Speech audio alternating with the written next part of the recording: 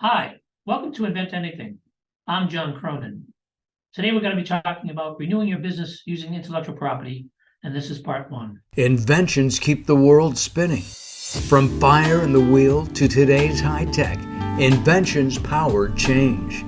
Turn your inventions into reality. Learn how to get your ideas to market. This is Invent Anything with John Cronin.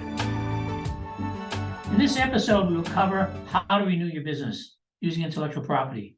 By this, we mean how to give it new life, a new value, and possibly to a new enhanced value. Renewing your business using IP is done by creating intellectual property, like patents, trade secrets, and enabled publications. You can learn about those in my previous podcasts. Learn what others have done to enhance their business using intellectual property, and it may surprise you how IP can help totally renew your business. Simply taking your existing business and seeing and developing the existing IP and using those rights can be transformative to help your business grow. Learn about 10 different ways between these two podcasts that you can renew your business using IP. Now, in this first part one, we're going to cover 5 topics. One is how IP can enhance the employee morale in your company. The second is how you can increase sales, very important. The third is how you can improve your brand. The fourth topic we'll talk about is creating innovative product enhancements to make your company continually be recharged. And then topic number 5 is to enhance and control business relationships. And then, of course, we'll wrap up.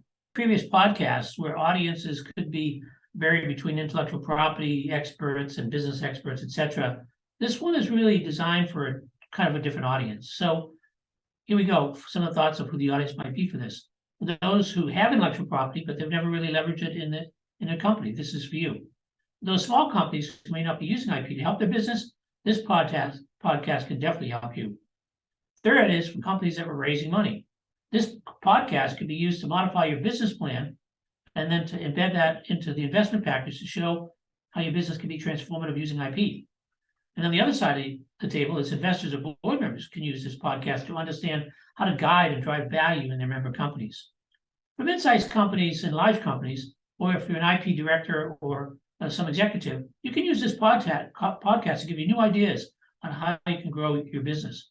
And finally, for entrepreneurs, there are dozens of tricks here and to help you improve your company and the direction you're headed. So this is John Cronin from Invent Anything. And coming up, you'll learn how to use patents to inspire morale. And then, with those results, enhance your marketing effectiveness by multiples of its current attractiveness. You're listening to Invent Anything with John Cronin. Be sure to visit us at inventanything.net. There's information, articles, and more. And you can leave your thoughts and comments there as well. That's inventanything.net. And now back to John and this episode. So let's talk about the first topic. Topic number 1, enhance employee morale. My goodness, use intellectual property to enhance morale. I can tell you from a personal standpoint, when I first started my job at IBM, when I started to invent and get recognized for the inventions, it made me feel a whole lot differently about myself and about what I would do for IBM. And so hopefully this topic will help you with your employees and improve the morale. So one thing is that recognizing employees' creative talents through the work they do, by getting patents or provisionals or trade secrets, really can help a person, get more self-esteem. By documenting employees' contributions to inventions, it not only gives your employees recognition, but improves in a solid way to build a culture of innovation. You can create sort of an innovation ladder of success, if you will. And by doing that, what you're doing is you're tying sort of promotions and raises and sort of things where innovation and invention is essentially part of that understanding. So promotion through patent successes or adding that as part of it will definitely drive your employees to be more creative. I have a great story about a good friend of mine, my best friend that was my boss at IBM for a number of years, Carter Canta, who basically used patents as a criteria for success. You could not get from a performance level of 3 up to a 1 unless you had at least 3 patents that you had written up. So that was unbelievable. The long-term effect of that over an 8-year period was his group, by any measure, became one of the most inventive groups that IBM ever had. As a matter of fact, they did the study on this group that I was in, that he ran, because he helped us see the power of invention and put it right in our performance plans, was they took all the inventors at IBM and created a virtual group of 10 And then they looked at the group that he had. His group was better than any virtual group of the top 10 IBM inventors. So I know employee morale gets jacked up if you start to recognize it. Small companies can provide reward systems for innovation, things like extra time off or giving them some experimental equipment to encourage innovation. Think about that, giving an employee some experimental tools and technology. You have a better result and they would have a lot more fun. One thing you can do is have low cost rewards for employees, things like dinners for two, or something they even put on their desk, or some sort of press release that one of the employees just had a patent issued or filed. It doesn't cost much to recognize employees. People don't care how much you know until they know how much you care, right? So it's important to try to get the employees to understand how much you care about their creative contributions. And then you can have more sustainable innovation contributions for your company, things like plateau awards, or given by management, or time off, or even some small paid trips that I've seen. So employee morale through intellectual property is a definite adder to the morale and culture of the company. One thing you can do is to give employees some extra time off for an innovative or patent award. Now, for those managers like myself, I've been a CEO of a number of companies. The last thing I want to do is kind of give employees time off, right? So most of the studies have shown that if you give an employee time off for things like developing inventions, they actually come back to the lab in their time off to do something that they wanted to do to improve the business. So think about that, employee time off. One of the things that you could do here is to use this morale system, using a reward system, so it becomes easier to highlight and find new bright people. If the whole company's got a morale where intellectual property and patents and creativity is important, you can really sell that when you're trying to get new hires, because every new potential hire wants to know that their creativity will be rewarded. There are a bunch of pitfalls associated with this. We could go through a bunch of them. So it has to be done right. So you might want some expert guidance on how to do this. For instance, some companies, when they start improving the morale using intellectual property, all of a sudden they're going to see an increase in quantity of ideas. And if they don't know how to handle that, what's going to happen is it will go the opposite. It'll create a disincentive. I mean, we want quality, but any company I've ever worked with always has to have quantity first in order to get the quality. But you have to go through how to deal with quantity in a way that makes people feel good. So let's go through a second topic, improving sales. Very important. And so hopefully a marketing person is listening to this. So what do we do to use intellectual property to renew your business by improving sales? Well, one thing is you can leverage using your IP to term patent pending, or when you file a provisional, you use patent pending. And when you do that, you put it on the website, put it on your marketing materials. And what that does is it helps deter copycats. What that does is give you more exclusivity in the market. Another thing it does is it helps improve customer interaction. And also what we found is that intellectual property by itself has about a 34% increase in margin. A second thing you can do is use sort of patent support in your marketing materials. By this, I mean, you can literally take a patent when it's issued and find a third-party writer to write a nice article about your company and talk about the intellectual property that was just filed. This is done all the time by others, and so why not take advantage of that? A press release might take $300 to $500. So imagine a third party writing a press release about your new invention, talking about your patents and how great your company is and that you now own this innovation. Very inexpensive marketing. Another thing you could do is use marketing and use a whole patent portfolio. So as you start to develop more patents and more trade secrets, you can now talk about a portfolio. And here, from a marketing perspective, what you're trying to do is showcase your company's impact as an industry leader in the world in your sector. I've talked about trade secrets, and there's certain podcasts we have specifically on that you can go back and look at. But you use trade secrets, which, by the way, is creativity from your employees who developed all this stuff. Use that very loudly in your marketing. And by doing that, what's happening is, once again, you're having the drumbeat that your company's innovative. And by using trade secrets, this is even better than patents in a lot of ways, is they don't actually know what the trade secret is. So you're getting all this value in your trade secrets, and nobody even knows what that secret is. So it creates kind of an even higher intellectual value for your company. I talk about patents pending and trade secrets and so on, but you can combine these in your marketing campaign, talking about patents that are protecting the use, make, use, or sell, trade secrets, protecting the proprietary nature of some of the algorithms, some of the recipes, and some of the things that you do. And so marketing campaigns that embrace intellectual property can do much better for the company. A solid patent position can prevent customers from shopping you around.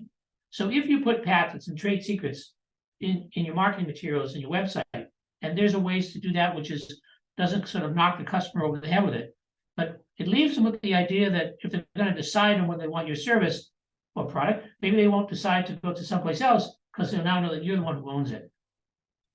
One of the things in marketing is that you have this thing called contributory patent infringement, meaning if a number of players are doing something where they're contributing to infringement of your patent, there's the ability to enforce your patents on a contributory basis. So you could use contributory patent infringement by emphasizing the company's commitment to respecting intellectual property rights. In other words, by saying that you respect intellectual property rights. By definition, when you're showing your patents, you're hoping that others respect your intellectual property rights.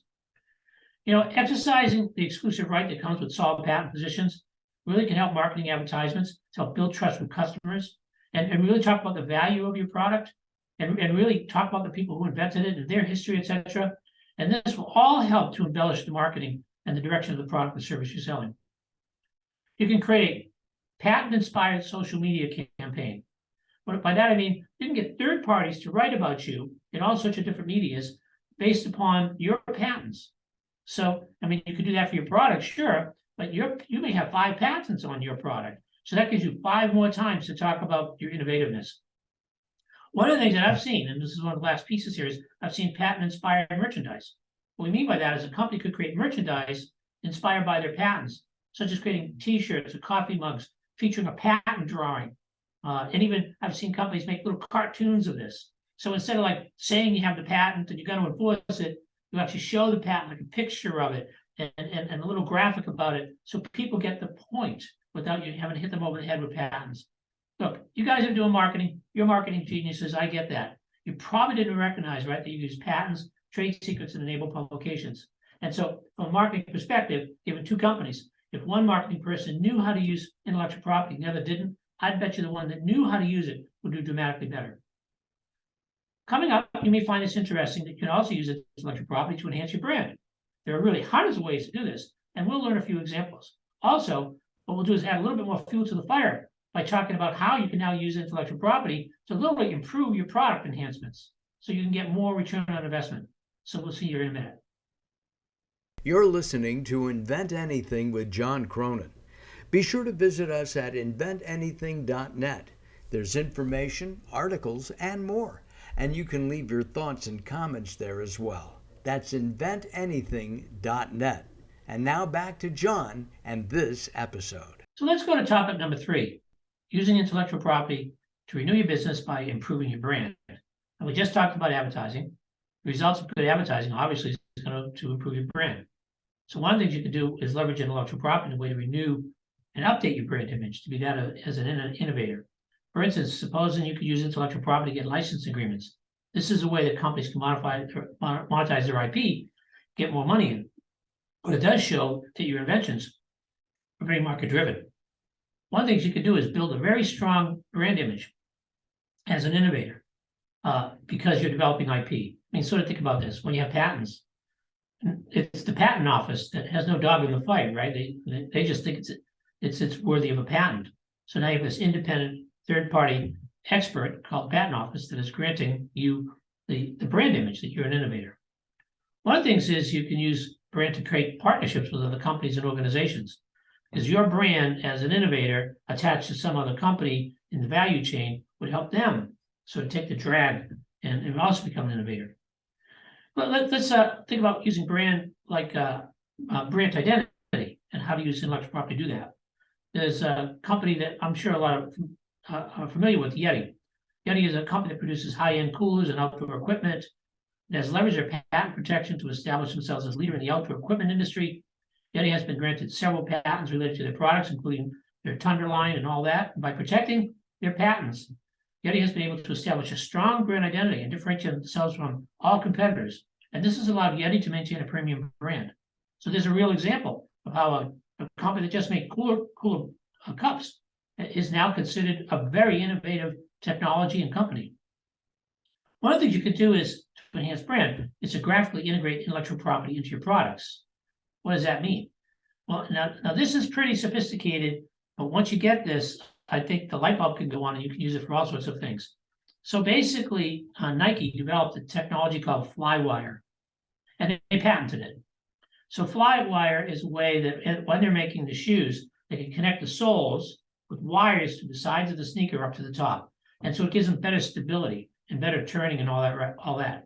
So what they did is they took the concept of Flywire and created a graphic on the side of the sneakers. So now the sneakers have these sort of green lightning bolts from the top to the sole. And it's now gotten people to understand what Flywire is about. So now people are buying Nike shoes with Flywire, but the whole thought is they know it's patent protected. So this is a way you can use graphics to essentially get along with your brand to essentially embed it right into your products. One thing you could do is to showcase your IP to being very differentiated from competitors. If you take Coca-Cola, for instance, one of the things it did, which was very unique, was to create this thing called freestyle. It's a freestyle machine where you can literally design the drink that you want to drink. Hit the button and the drink comes out. And so a lot of places now have a Coca-Cola freestyle machine. So what happens is Coca-Cola has used their intellectual property on this to develop a whole marketing campaign to improve, their new device. One of the things that we could do here is to conduct a competitive analysis, and we can use this to highlight areas where the company has a strong IP position. We do a lot of this in IP Capital, where some companies will have us come to essentially understand the competitive landscape and to show our firm where their patents are exist and where competitors don't. And then you write position papers or show graphs and charts in marketing to show how you're different, that you have intellectual property that nobody else has. So it's not only the fact that you've got patents or trade secrets, it's how to position that against the competition and be able to put that into your brand. One of the things, and I mentioned this before, but could be done, is to ghostwrite articles regarding the innovativeness of your company, and then have them be kind of articles that are attached and linked to your website, etc. So you're getting these sort of ghostwritten third-party articles about how good your patent position is, or how good your products are, and how good the patent protection of those products are. One of the things you can do is develop what we would call an IP landscape to figure out where all the companies are in your patent world, and then figure out which ones of those companies are closest to you or different than you based upon the intellectual property in their brand. And if you start to see that maybe your sales aren't as high as you thought, and you start to see that others are getting more sales, maybe those other companies basically have used intellectual property more to enhance their brand. One of the great stories about how you can lead to more customer trust and loyalty is how you can use intellectual property even in your commercials or advertising to improve your brand. So we can go to MyPillow. We've all seen those commercials where he's talking about his patented protected product and the different ways his technology is the only technology that can be used for something. So he has a pillow, and his first groups of patents were around how he had 3 different pieces of foam in the pillow, so you had a better comfort. And apparently these 3 different sizes of foam allows you to get a much better fit to your head. So now what he's done in all the new commercials, he's talking about how this new pillow, which has the previous patents, has the new patents around where the foam has all sorts of material science technologies in it to eliminate sweat and make it cooler and things like that. So MyPillow is using intellectual property concurrently with everything it does in its advertisement, which is just pure genius because he's making people realize, and quite rightly, that it's very innovative. So there's some ways that you could talk about brand. There's many other ways we could talk about brand to renew your business using intellectual property. Let's go to topic number 4. How do we renew our business using IP? Well, one way is to create innovative product enhancements. So now I might be talking more from the marketing and brand people. Now I'm talking to you guys that are in sort of the technology development, the product development. And if you're a small company with 10 people, there's probably one person on marketing and brand and one person on product development. But if it's a larger company, of course, now I'm talking to that group in product development. Also probably talking to the CEO of the company, because this gives you an insight as to how to improve your company, renewing your company using intellectual property. So how do we use intellectual property to help produce innovative product enhancements? Well, one thing is, and there's countless examples of this, is that you can use intellectual property in a direct way to renew your business by getting more intellectual property on something. Let's use the example of Dyson. I mean, prior to Dyson, there was vacuum cleaners, right? But Dyson actually turned this whole game around. He took the normal vacuum cleaner, and he started to improve it. He improved it 10 ways till Sunday. He made vacuum cleaners to cyclone technologies. He changed the battery systems. He literally went through the entire product and basically reinvented the entire vacuum cleaner. And having hundreds of patents, he's now catapulted the company well beyond what most companies would have ever thought. So this is a way that patents can be used to help improve product enhancements and drive it into the market. One of the techniques that we use is called invention on demand, which is a specific process we use with creativity tools to drive product enhancements. So you could do the same, right? You could take sessions with your products and put it on the table and start to say, what are the 100 ways that we can improve this product, not just 1 or 2 ways. So use product enhancements and cover it with intellectual property to renew your business. And by the way, it's very possible to take any product or service and do this. One thing is that you could create new IP to enhance your current products in an inexpensive but powerful way. One of the things is that you can help a business stay ahead of the competition by expanding into new markets. There's always the possibility of taking your product and invent and position it towards new markets. And the product or service that's being sold could then sort of be reinvented in another market. Most of the patents that we see are written for a set of different markets, but they're only used in one. So it's a great opportunity to take your patents and understand what other markets are available and move it over. I have a client, for instance, that's using a technology whereby they are a technology that has to do with, one like sterilization or something, and they're using it for a brand new place that could be used. One of the things is that we can do forward-looking patents and use these to hold in place our innovations for new products. So, for instance, we could create some intellectual property on what we see our product being 3 to 5 years from now and patent that now, so we're holding the place. One of the things is that we can take a look at provisional applications, and you could file those quickly to get an early filing date to once again own something really quickly. We talked about earlier something called virtualized innovation. And what virtualized innovation means is really get everybody together in an office with a whiteboard, and you start talking about the future product enhancement, but then you go further on that. You start getting on your laptops and start studying the internet and start asking questions about what this new technology is going to be and how it's going to be enabled, and start asking more questions and documenting this. And what's happening is, without even going into the laboratory, you're basically developing the product enhancement. So you can use this sort of virtualized innovation technique. One of the things we can do is you could protect the business and innovation by really taking what you're doing and invent on top of yourself. What do we mean by invent on top of yourself? Well, it means that whatever you're doing, you basically sort of pretend that you're a competitor and you're going to kill yourself with the new technology. A great example is Netflix. I don't know if folks remember this, but Netflix started as a DVD by mail, and they've constantly reinvented themselves. So, I mean, today they're producing their own movies, right? What are they going to do next? So Netflix goes from just mailing out DVDs to now becoming a powerhouse in media. It's a great example of how you could think about inventing on top of yourself. One of the things is that you can renew your business with sort of dedicated effort on intellectual property. Now, we've talked about all the things you could do, but starting with some education would be important, right? It's inexpensive. But then implementing this stuff, you might not understand, but go to some of the other podcasts, it's not that expensive to start running invention sessions, to renew the product, to start developing new marketing campaigns, etc. One of the things we could do is to sort of renew the business whereby you can low cost, using sort of interesting tools, create new ideas, use virtualization, create the forward patents, and then hold all that in place. Michelin is sort of an interesting example of this. Michelin, a tire company, started to do this a number of years ago. And all of a sudden, they started developing new programs for innovation, and they started doing interesting things. Like they started using 3D printing in order to design the thread of the tires. And then that got to the point that they could use 3D printing to produce 3D printing sort of on demand to create the thread that you want. So they can have people literally ordering tires, in sectors based upon the types of threads they wanted. And then they created all these patents around this technology. So you can renew your business at low cost by reinventing it and then getting the patents to protect it. So coming up, I'm going to see how you can enhance and control business relationships. And once you can do that, you can invent anything. Once you can do that, then you can do anything. And by using patents, trade secrets, and enable publications creatively, you can maximize the control of all business relationships. I want you to learn how. You're listening to Invent Anything with John Cronin. Be sure to visit us at inventanything.net. There's information, articles, and more. And you can leave your thoughts and comments there as well. That's inventanything.net. And now back to John and this episode. So let's go to topic number 5, enhancing and controlling business relationships.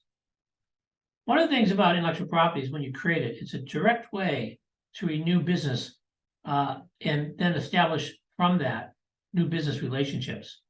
And there's all sorts of ways to use intellectual property to get control and enhance business relationships. You can use intellectual property to license, to improve joint ventures, to improve defensive positioning, for cross-licensing, to get involved in patent pools, to do collaborative R&D, do strategic acquisitions, do exclusive licenses, understand infringement, maybe use that, patent monetization, maybe patent seals, and many other things, maybe even creating standards in the industries that you can patent and protect.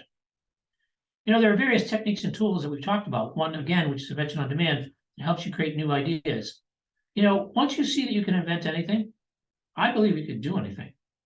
What that means is that if you decide that you want to do licensing and you have a product, but you don't have any patents, because you can start inventing product improvements, very quickly within the matter of months, you can have an IP position, and within 6 to 9 months, push patents through the patent office with the fast tracking, have patents issued. And now you're talking about licensing. See, because when you can invent anything, you really can do anything. One of the things is that you can create new IP and help your business stay ahead of the competition and expand into new markets, which we've mentioned. This is a great example of a company which is a drone delivery company in Canada. And this company basically specialized in drone logistics and created several patents related to its drone technology. And by protecting and leveraging its patents, it started to differentiate itself from its competitors in drone logistics. And then all of a sudden, they started securing contracts with Walmart and large companies, and even Walmart's Drug Mart to deliver drugs. And they expanded into other markets. And then they used it to license the technologies for Air Canada. Here's a small company, but because of intellectual property, they were doing deals with large companies. You could not do that without intellectual property, because Walmart would just take a look at what you're doing and just do it. So by having intellectual property, you leverage the company up. We talked about forward-looking patents and giving you the ability to hold your place with new products. And one of the things about these forward-looking patents is that you feel good about talking about your new product and services to people, not worrying that you're somehow going to lose the rights to them because you're forward patenting it. So the idea of using forward patenting when you're talking to a partner, for instance. Maybe you talk to a partner and they're starting to talk about some new relationship with you. If you can go back to the office and create your forward patents in that direction, now you own that direction, and they don't. So using this idea of forward patenting certainly gets you to the point that you can really control relationships. One of the things is I came upon a really interesting company called Basecamp. And in this particular company, it's literally leveraged an idea list to control partnerships. What they started to do is they do product management and team communication software. And what they were able to do is start to use their high brand loyalty. And what they started to do is to create all sorts of customer feedback lists and all sorts of access to all these lists. And what happened is the sheer number of ideas they had that they were using with their customers allowed them to be the brand. So this is a company that didn't even need patents to essentially get to the point where it's leveraging its huge intellectual property of creating vast numbers of ideas.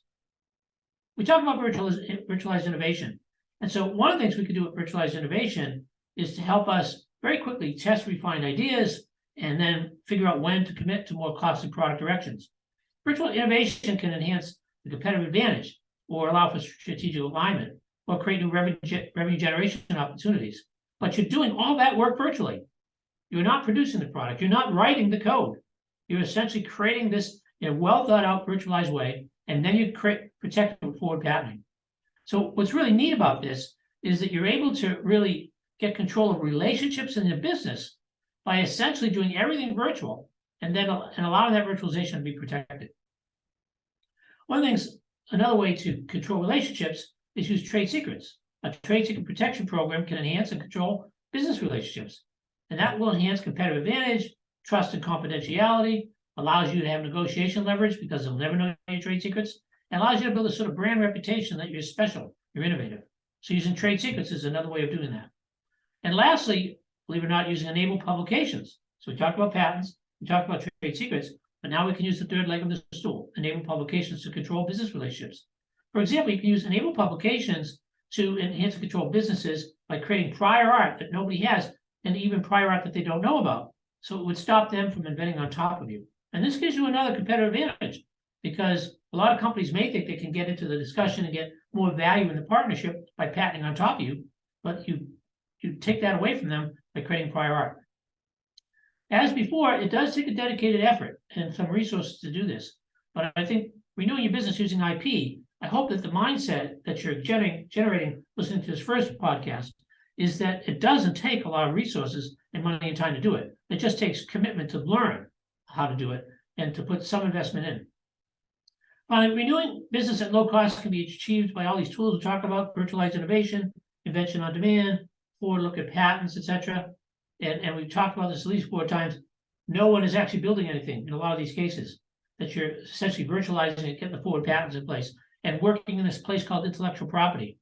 There's real property, physical property, and there's intellectual property. Intellectual property could cover what's already existing as a product or a service that really exists, or it could cover a future idea. So why don't we wrap up?